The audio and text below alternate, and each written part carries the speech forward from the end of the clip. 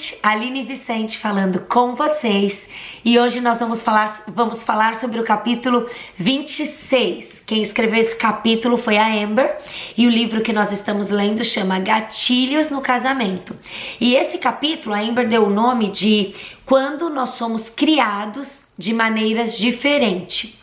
E ela começa dizendo que a maneira como nós somos criados, né, como a gente é criado na infância, educado, enfim, influencia muito a nossa vida, o nosso desenvolvimento pessoal, o nosso desenvolvimento comportamental, os nossos costumes e as nossas tradições.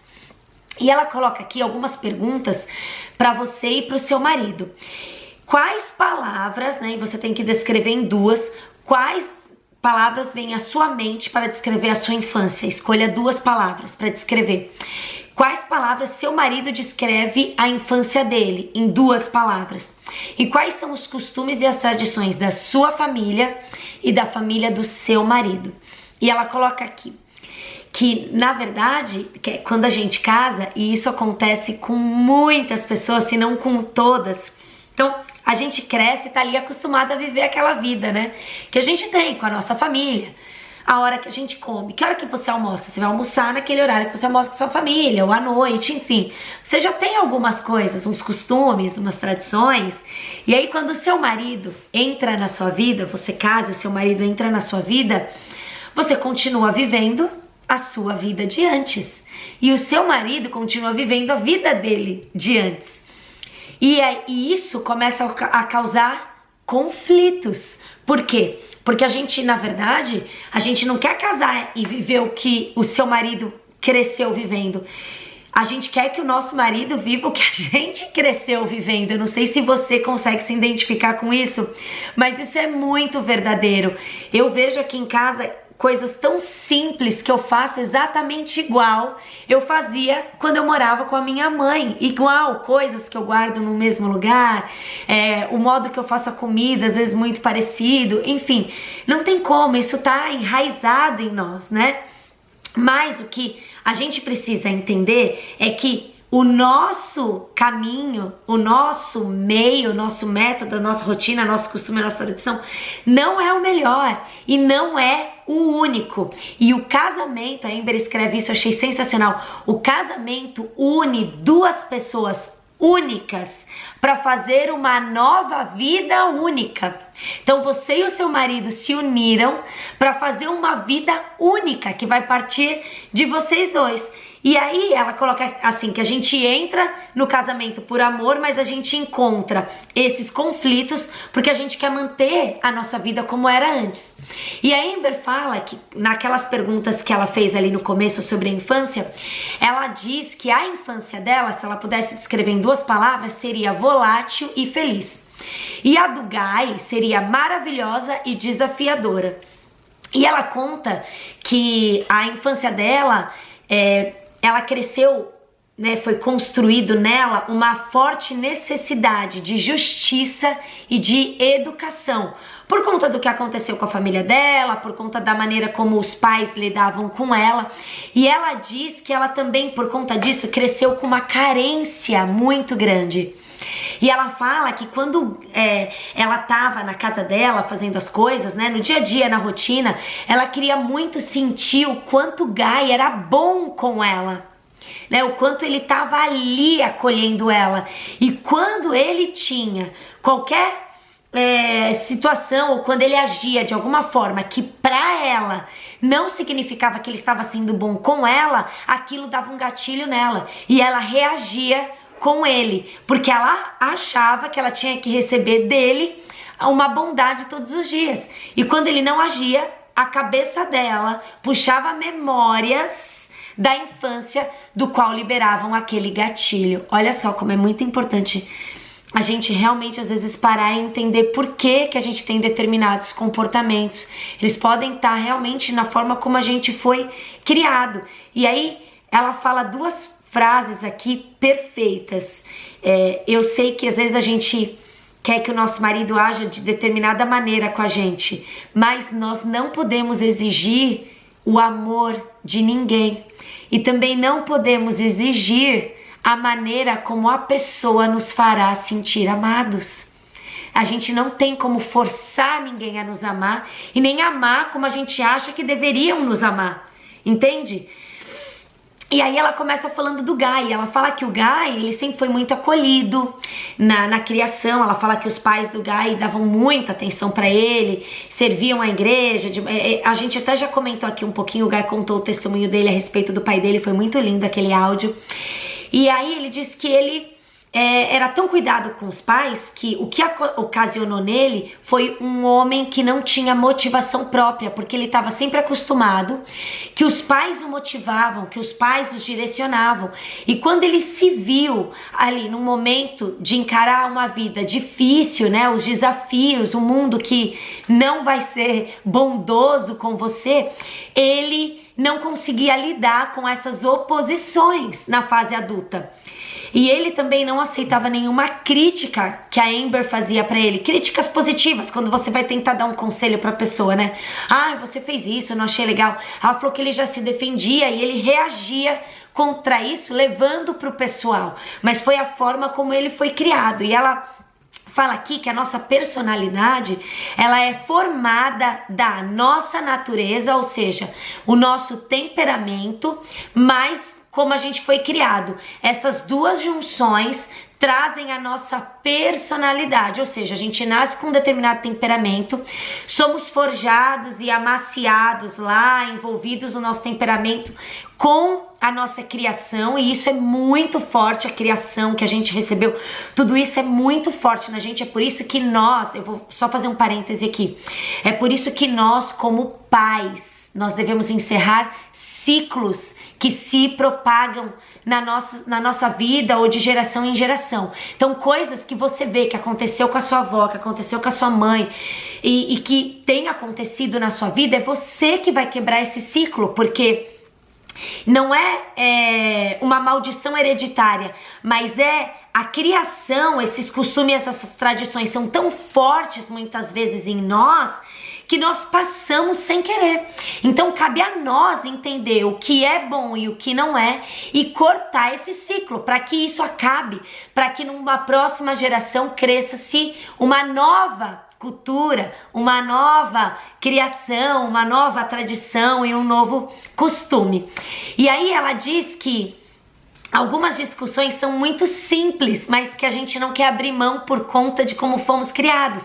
Então, por exemplo, discussão sobre o almoço de domingo, onde vamos almoçar no domingo. Por exemplo, eu não tinha costume de comer todo domingo com a minha família, mas o Vinícius tinha. A mãe dele todo domingo fazia aquele almoço de domingo, todo mundo sentava na mesa, todo mundo comia.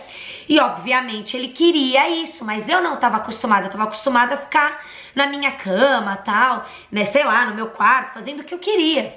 E eu queria que ele participasse dessa minha vida, né? E ele queria que eu participasse da vida dele. Claro que isso gera conflito. Onde vamos passar o Natal? Com quem vamos passar as férias? Onde vamos passar as férias? Muitas dessas discussões são gatilhos são gerados por causa da nossa infância. E como resolver isso? Nós devemos colocar os interesses do nosso cônjuge em primeiro lugar e fazer algo novo.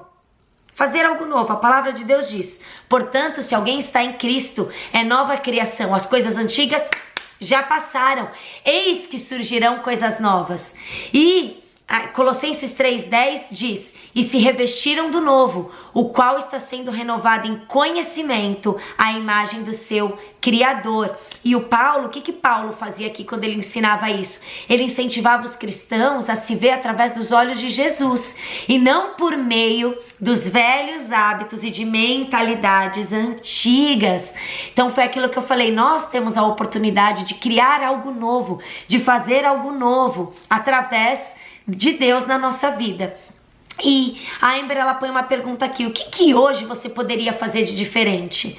Talvez convidar os seus sogros para uma ocasião especial na sua casa, se é algo que você não deixa, se desculpar com seu marido com mais frequência, parar de tentar mudar as coisas para fazer do seu jeito, mudar um horário, sei lá, seu marido gosta de ir à noite na igreja, você gosta de manhã, você ceder, porque nós temos hábitos diferentes, viemos assim, mas no que será que eu posso ceder para o meu marido, no que meu marido pode ceder para mim, a ponto de nós criarmos hábitos novos, rotinas novas.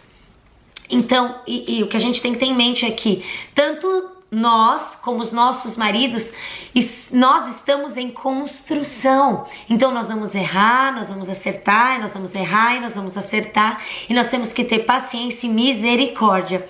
A raiva, quando a gente escolhe ter raiva nessas situações, a raiva suga a nossa energia. E olha só, a Amber colocou uma frase aqui que diz assim: o segredo da mudança não está em lutar contra o velho, mas em construir o novo. Então que a nossa energia seja gasta construindo algo novo e não lutando para não ser como éramos antes. E a gente pode começar com pequenas mudanças, coisas simples, e aos poucos ir construindo algo diferente.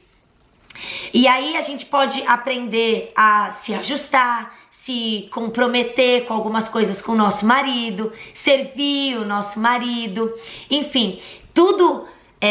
O casamento ele é feito para nos refinar, para nos purificar, para nos fazer melhores.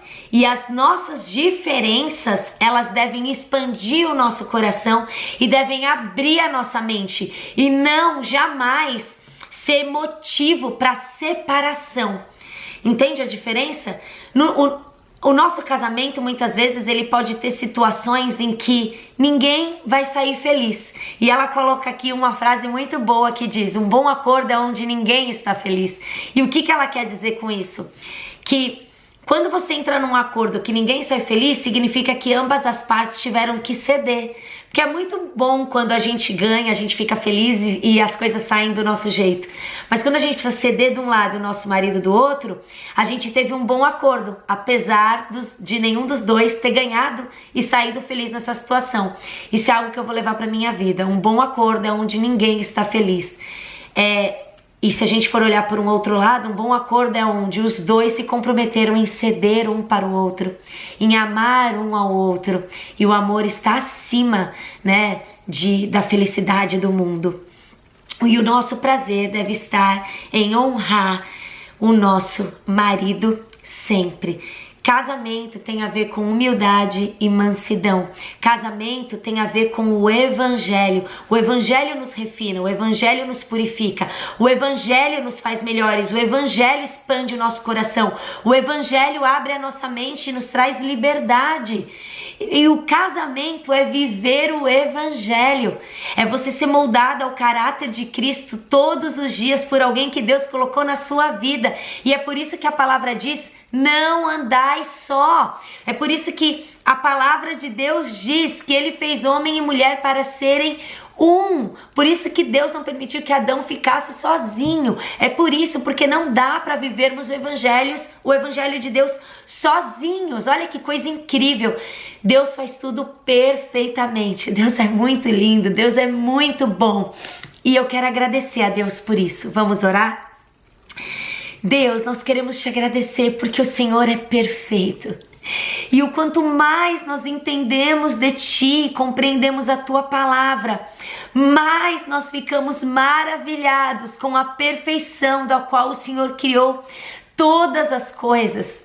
Nós não temos como viver um verdadeiro evangelho sozinhas, mas o Senhor fez o casamento, o Senhor criou os relacionamentos para que fôssemos afiados.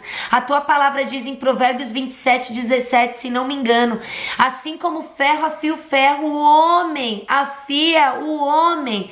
Então, Deus, nós entendemos que o casamento, ele não é só para sermos beneficiados, servidos, para sermos felizes. Não, o casamento vai nos confrontar. Quando o Senhor fala em refinar, não é algo fácil. Quando o Senhor fala em purificar, não é algo fácil. Purificação é quando o fogo vem para tirar todos os resíduos, para tirar todas as bactérias. e o fogo consome aquilo que não te agrada. Então, Senhor, que o Senhor possa continuar trabalhando nas nossas vidas, através da vida do nosso marido, através do nosso relacionamento, que nada do passado, Senhor, seja um gatilho em nossas vidas. O Senhor nos deu a oportunidade de conhecer alguém, de sermos uma só carne, para sermos algo novo com alguém, para criarmos hábitos novos, tradições novas, costumes novos, baseados nos teus princípios, nos teus valores, na tua palavra, na tua vontade, Pai. Nós não queremos a nossa vontade, nós não queremos nos sentir superior a ninguém, nós queremos que o Senhor seja o centro no nosso casamento. Senhor, tira toda a raiva que nós temos, que seja tirada de nós, e a energia que nós temos não seja gasta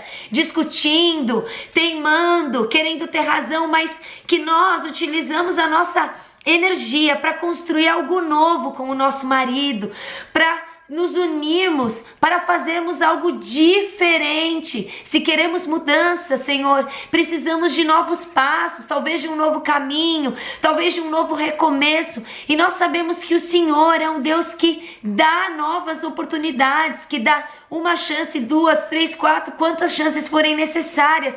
Se o nosso coração estiver submisso ao seu, sujeito às tuas vontades, se o nosso coração estiver quebrantado e arrependido, clamando por uma transformação, Pai. Ó Senhor, nós te agradecemos pelo que o Senhor tem feito até agora. Que todas essas palavras fiquem guardadas em nosso coração, que não sejam palavras que estejam entrando e não estejam descendo ao nosso coração, mas que sejam palavras como sementes plantadas, Senhor, e que nós venhamos a dar frutos de tudo que nós temos ouvido até agora. Se há algo, alguma coisa no passado a ser resolvido, que essa coisa venha à tona e ela seja resolvida agora. Nós somos uma só carne e entre nós não pode haver segredos, não pode haver mentiras. Senhor, que o Senhor traga à memória o que precisa ser dito, o que precisa ser confrontado, que precisa ser confessado, Senhor, no teu amor, com a tua paz e com a tua sabedoria, Senhor, em nome de Jesus. Em nome de Jesus, nos ajuda a apreciar as diferenças, que quando nós olharmos as diferenças para o nosso marido, nós venhamos enxergar o que o Senhor tem para tratar em nós, para moldar o nosso caráter, e o quanto nós ainda necessitamos de humildade, de mansidão, de domínio próprio e de amor, o verdadeiro amor que vem do alto. Ó Senhor, nos perdoa o nosso egoísmo, perdoa quando nós tentamos fazer do nosso jeito, Pai. Em nome de Jesus, cobre essas famílias com o teu sangue hoje, Senhor, porque nós sabemos que quando nós começamos a ficar dispostos e abrimos os nossos corações ao Senhor, o inimigo se levanta, mas ele levanta para cair. Nós estamos contigo e sairemos vencedores de todas as batalhas e lutas que surgirem nas nossas vidas, em nome de Jesus. Amém, amém. Esse capítulo foi muito lindo, eu tenho certeza que muitas pessoas vão se identificar de como a nossa criação realmente, ela traz em nós tantas coisas que podem trazer conflitos para dentro do nosso lar. Até amanhã, no capítulo 27, é isso? Sim, no capítulo 27, está quase terminando, faltam mais 4 áudios, 4 vídeos, e eu confesso que eu já tô com saudade. Um beijo, tchau!